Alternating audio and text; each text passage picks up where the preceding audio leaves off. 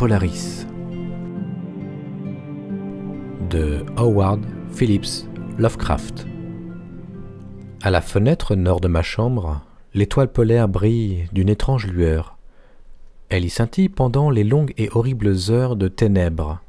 Et en automne, quand le vent du nord hurle et se lamente, et qu'au petit matin les arbres à feuilles rouges du marécage tiennent un conciliabule à voix basse sous un quartier de lune décroissante, je m'assis près de ma fenêtre et contemple cette étoile.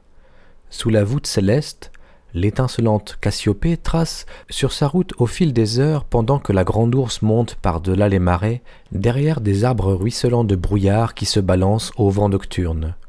Juste avant l'aube, la rougeoyante Arcturus clignote à la verticale du petit tertre où se trouve le cimetière, tandis qu'au loin, du côté des mystères de l'Orient, la chevelure de Bérénice miroite bizarrement.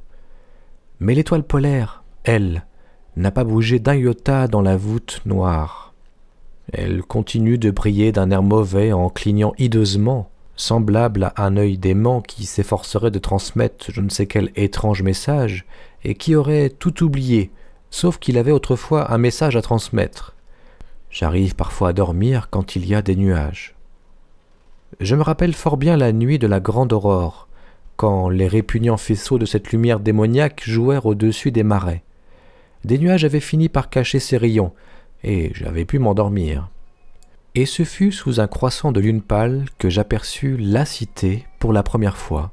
Elle reposait, tranquille et assoupie, sur un étrange plateau situé au creux d'une vallée sertie d'insolites sommets.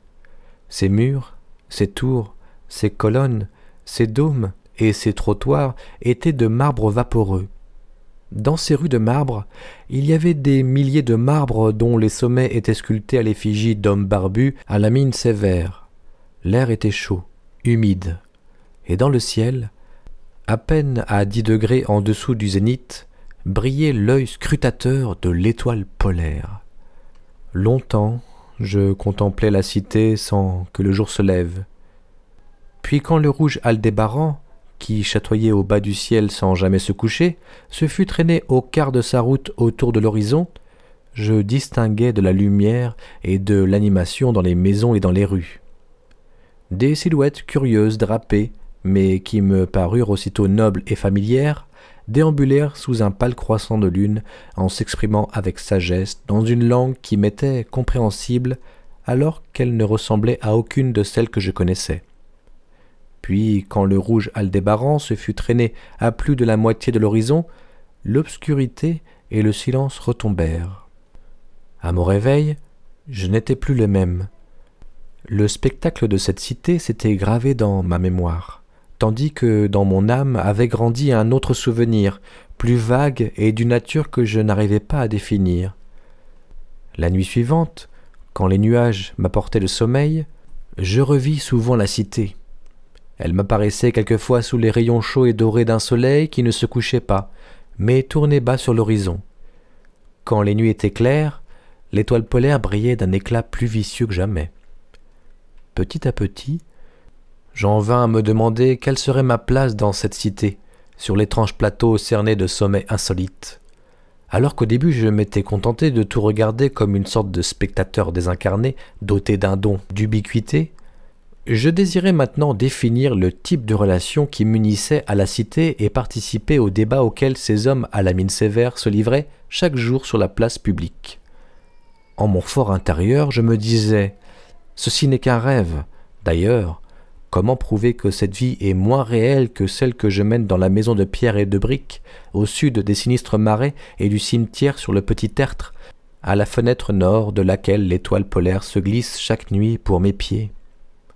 Une nuit, alors que j'assistais à un discours sur la grande place constellée de statues, je perçus un changement et compris que je m'étais enfin incarné physiquement. Je n'étais plus un étranger dans les rues d'Olatoé, la cité qui se dresse sur le plateau de Sarkia, entre les pics Noton et Kadifonek. L'orateur était mon ami Alos, et ses paroles ravissaient mon âme, car c'était celle d'un homme courageux et d'un véritable patriote. Cette nuit, nous avons apporté de sinistres nouvelles, celles de la chute d'Aïkos et de la progression des Inotos, ces affreux démons jaunes et trapus qui, 5 ans auparavant, avaient surgi des mystérieuses contrées occidentales pour ravager les marches de notre royaume, puis assiéger plusieurs de nos villes. Maintenant qu'ils s'étaient emparés des forteresses établies au pied des montagnes, plus rien ne s'opposait à ce qu'ils envahissent le plateau. Sauf si, du premier au dernier citoyen, nous nous dressions tous contre eux avec chacun la force de 10 hommes. En effet, ces êtres courteaux étaient passés maîtres dans l'art de la guerre, et n'avaient point ce sens de l'honneur qui empêchait nos hommes de l'Omar, grands et aux yeux gris, de se lancer dans les conquêtes brutales. Mon ami Alos, qui commandait les forces du plateau, incarnait le dernier espoir de notre pays. À ce titre, il évoqua les périls qu'il faudrait affronter et exhorta les hommes d'Alatoé, les plus courageux du pays de l'Omar, à faire honneur aux traditions de leurs ancêtres, qui avaient vaillamment balayé les Knofkes, ces cannibales velus aux longs bras qui s'étaient dressés sur la route des pères de nos pères lorsque ceux-ci avaient été forcés de descendre vers le sud, poussés par la progression d'une immense nappe de glace. De même qu'un jour nos descendants devront fuir le pays de l'Omar. Alos refusa de me compter au nombre de ces guerriers, car j'étais malingre et sujet à d'étranges malaises lorsque j'étais soumis au stress et aux privations. Mais j'avais les yeux les plus perçants de toute la ville, malgré les longues heures que je passais chaque jour à étudier les manuscrits pnacotiques et les traités philosophiques des pères obnariens. C'est pourquoi mon ami, soucieux de ne pas me condamner à l'inaction, me gratifia de cette tâche ô combien importante.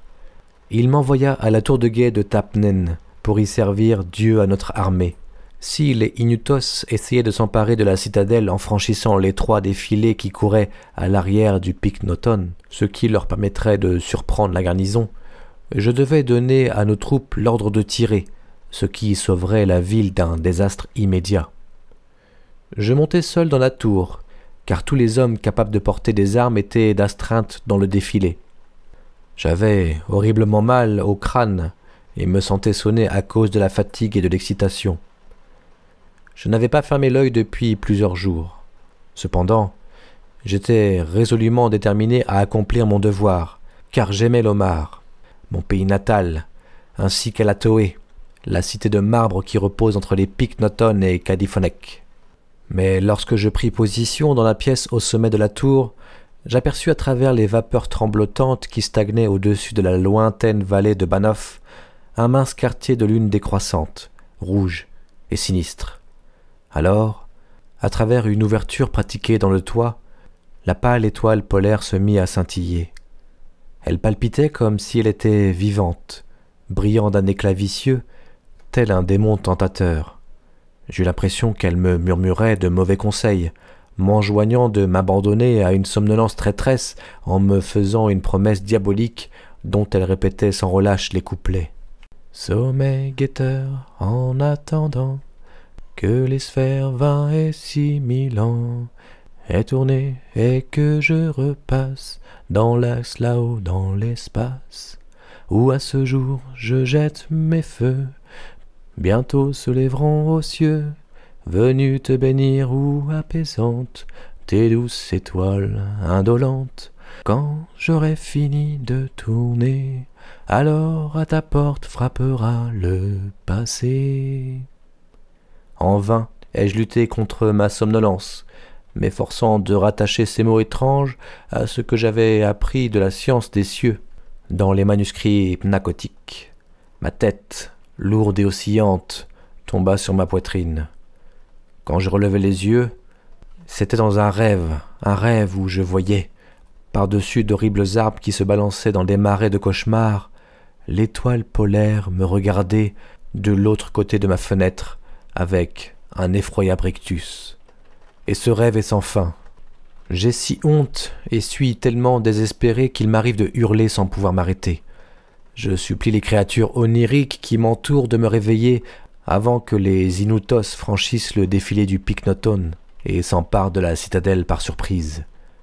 Mais ces créatures sont démoniaques. Elles se rient de moi et me disent que je ne rêve pas. Elles se gaussent de moi pendant mon sommeil, alors que l'ennemi jaune et trapu s'infiltre en silence dans nos rangs. J'ai failli à mes devoirs et livré Olatoé, la cité de marbre. J'ai trahi Alos, mon ami, mon commandant. Dans mes rêves, ces ombres se moquent de moi sans trêve ni relâche. Elles disent que le pays de l'Omar n'existe que dans mes rêveries nocturnes, que dans ces royaumes où l'étoile polaire brille haut dans le ciel et où le rouge Aldébaran se laisse bas sur l'horizon, il n'y a jamais eu depuis des millénaires que de la glace et de la neige. Et aucun homme, sinon les créatures jaunes, courtaudes et flétries par le froid qu'on appelle esquimaux. Et tandis que je me tords dans les affres de la culpabilité, cherchant frénétiquement à sauver la cité, à chaque instant plus en danger, m'efforçant vainement de me libérer de ce rêve contre nature où je suis dans une maison de pierre et de briques au sud du marécage sinistre et d'un tertre surmonté d'un cimetière, l'étoile polaire, maléfique et monstrueuse, n'a pas bougé de place dans la voûte noire, d'où elle continue de briller d'un air mauvais, en clignant hideusement, semblable à un œil dément qui s'efforcerait de transmettre je ne sais quel message, et qui aurait tout oublié, sauf qu'il avait autrefois un message à transmettre.